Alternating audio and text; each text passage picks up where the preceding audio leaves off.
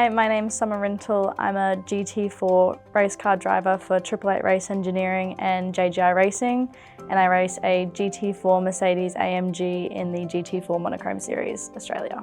It's a national series, 6 rounds across the year, typically around 6 weeks apart.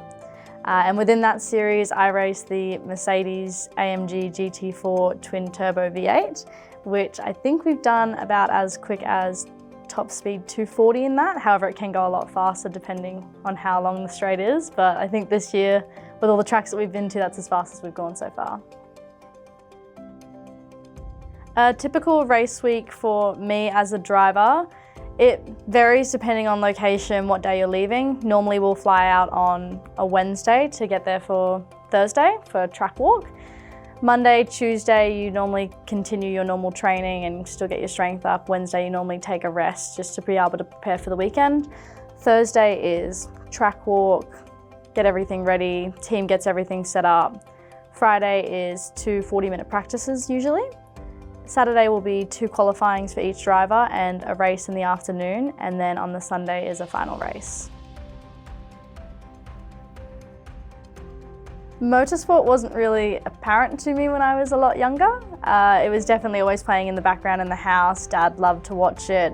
However, I was actually never involved in it. I've never done go-karts before. I think I've hopped in a go-kart once, maybe twice. But I actually started racing in early 2022 was my first race. The year before that, my dad got me for my birthday present a hot lap at a racetrack. And I fell in love with it, and we found a little category called XLs. We bought a car, we jumped straight into it, and from there we just never stopped. So I started in XLs early 2022 in April, I believe. I was 14 years old, never touched a go-kart, never raced a car in my life. I'd obviously done a couple practice days. Took a couple months to finish a race. There were a couple DNFs and a couple electrical issues, but we got through it.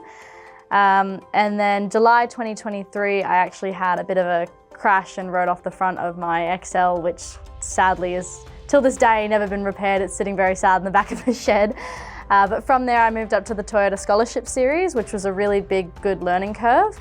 I also did the GR Australian Series and the Toyota 86 Series in New Zealand as well. So 3 different series in 1 year. I was doing grade 12, a diploma of business, and traveling across the country and in New Zealand. So it was absolutely crazy, but I managed to get it all done. And from there, we managed to move up to GT4 and make that jump, which was a really good decision for us. There's typically different pathways for every single person. I mean, I don't think everyone just has one pathway. Everyone takes different turns here and there. Typically the pathway is getting into go-karts when you're quite young. When you turn 14, you get a driver's motorsport circuit license and move into XLs or Toyota 86s. And then from there, you can typically choose whether you'd like to go to Super 2 and try and make it into Supercars world. Or for me, I actually found that I quite like and prefer to drive the GT cars, and I click really well with those cars. So I've kind of moved on to the GT path. And for me, I want to be a GT factory driver, possibly somewhere in America or Europe. So that's what I'm trying to make a career out of.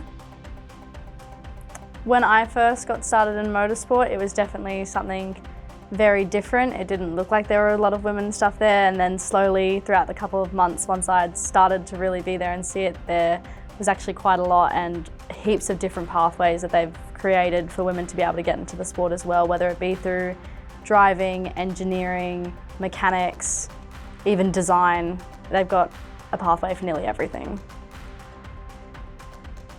What I love most about what I do is definitely my team. It's amazing being able to go to the event and do everything together and getting those podiums and everything together. It's really a team effort. Obviously, we can't drive the car without the help from our team, and that's definitely the best part by far, 100%.